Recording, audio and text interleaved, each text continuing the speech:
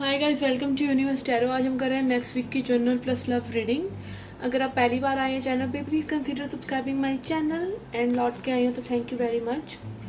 You can join me on Facebook and Instagram and also अगर आप personal reading लेना चाहते हैं तो उसका इन्फॉर्मेशन भी डिस्क्रिप्शन बॉक्स में दिया हुआ है। Okay, charges are minimal and yes, याद रखिए गाइस, ये जनरल रीडिंग है, सो इट मे और may not resonate with you because personal readings are totally different. Okay, that is done per your own energy. Okay, आपकी क्या situation है उस हिसाब से आपके लिए कौन सा टैरो स्प्रेड अच्छा रहेगा उस हिसाब से आई डू पर्सनल रीडिंग्स। तो ये जनरल रीडिंग्स हैं तो इनको बहुत ज़्यादा सीरियसली ना लें, just take it as a dose of entertainment and guidance. Okay, and these readings are gender not gender specific. Okay, आप पुरुष या महिलाएं आप इस रीडिंग को देख सकते हैं। Okay, so let's get started with your reading. Hi Scorpios, let's see क्या मैसेजेस हैं for you for this week. Okay, general reading के लिए हमारे पास है chariot. Okay, things are moving forward for you, चीज़ें आगे बढ़ रही हैं, मे बी जिस चीज़ पे आप काम कर रहे हैं। And also judgment is showing like maybe you have a calling to move forward. Okay, you have calling to work hard, you have a calling to be in more action. And king of cups and also healing yourself, feeling it. देखिए, कोई भी चीज़ आपकी करने से ही होती है, but वो कर्म ना पहले आपको अपने अंदर करना है। उस चीज़ को आप बिलीव करेंगे तो वो चीज़ हो सकती है। बीइंग एंड डूइंग, ये बीइंग और डूइंग का, हो जाने का और करने का संबंध है। ठीक है, तो यहाँ पे हो जाना पहले आता है और करना बाद में। ठीक है, आपने मान लीजिए आप किसी से प्यार करते हैं फॉर एग्जाम्पल, तो भी आपको पहले प्रेम अंदर होना चाहिए, rather than judging that person, going for that person, putting efforts outside of you.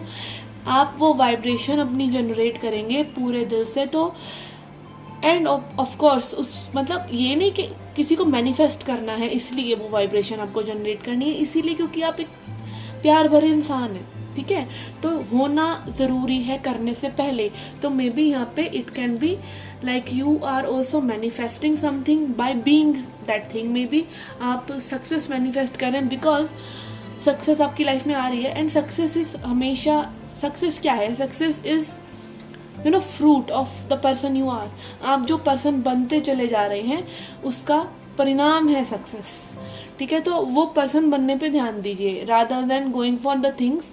वो पर्सन बनने पे ध्यान दीजिए कि आप बिलीव कर रहे हैं अपनी जो भी आपकी ड्रीम्स हैं, बिलीव कर रहे हैं लाइफ में, then only those things will happen. So believe first and then do. Okay, let's see messages for your love life. Okay, आपकी लव लाइफ में जो पर्सन आपके जहन में है उनकी क्या एनर्जीज हैं आपके लिए, their thoughts, feelings and intentions for you.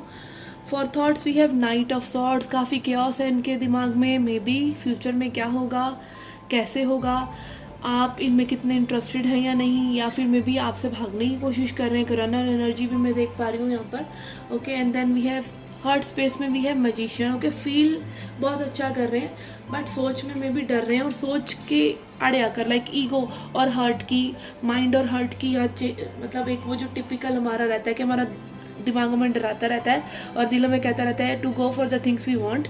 तो वही चीज़ें यहाँ पर मे बी इस पर्सन के साथ हो रही हैं in this connection. And intentions के लिए वी हैव 2 ऑफ वांट्स, जो दिखा रहा है कि इस पर्सन को काफ़ी ज़्यादा एक एनालिसिस, वेट करना, चीज़ों के बारे में सोचना, चीज़ों के प्रोज एंड कॉन्स देखना। 2 of wants talks about possibilities, तो पॉसिबिलिटीज़ देख रहे हैं कि फ्यूचर आपके साथ कैसे हो सकता है।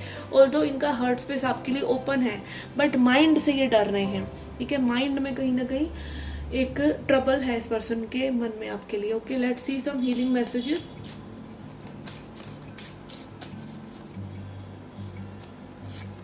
We have ordinariness, 8 of pentacles. Okay, ordinariness, 8 of pentacles card है। Maybe this person is busy doing ordinary things, like जैसे रोज़ का रूटीन होता है। ऑर्डिनरीनेस में ये सब बहुत ज़्यादा बिजी हैं ये person. Okay, by collecting food for their family and whatever it is. Okay, and also ordinariness के ये है कि मे बी आपके साथ बहुत ही ऑर्डिनरीली या एफर्टलेसली मूव कर रहे हैं और ये रिकॉग्नाइज कर रहे हैं कि आपके साथ ज़िंदगी स्मूथ है। ठीक है, पता नहीं चल रहा है, बहुत ही ऑर्डिनरी है। और इसका मतलब ये नहीं कि बहुत स्पार्क होना चाहिए।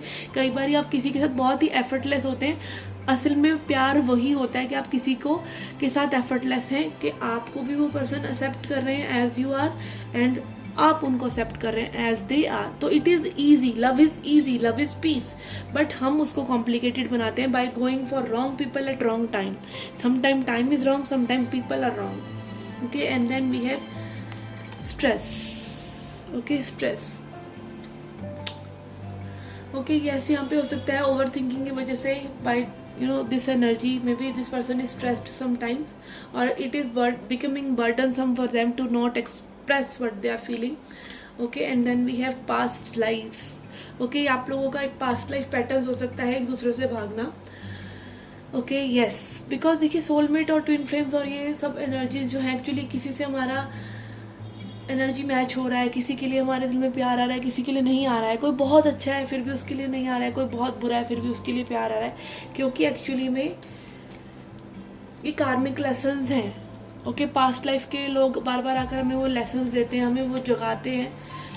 आप चाहे किसी किसी भी इंसान के साथ आपका रिश्ता इसीलिए क्योंकि यूनिवर्स में वो पार्टिकल्स शुरू से ही एक साथ घूम रहे हैं. वो लो एनर्जीज होंगी तो वो पर्सन आपके कार्मिक्स हो जाएंगे, क्योंकि वो आपको अपनी तरफ पुल आउट करेंगे अपनी अनकॉन्शियसनेस में. और अगर हाई वाइब्रेशनल होंगे तो वो आपको ऊपर उठने की प्रेरणा देंगे, और आपको हमेशा अच्छा इंसान या फिर हाई वाइब्रेशनल सोलमेट्स आपको ऊपर उठने की हिदायत ही देंगे. Okay, so this is how I look in to these things. And yes, यहाँ पे पास्ट लाइफ हो सकता है, पास्ट लाइफ का पैटर्न हो सकता है आप लोगों के बीच में रनिंग एंड चेजिंग का. Okay, let's see angel messages for you. We have no. Okay, ये कोई कार्मिक सोलमेट भी हो सकते हैं, कॉम्प्रोमाइज जिनके साथ आपको कॉम्प्रोमाइज़ करना पड़ सकता है.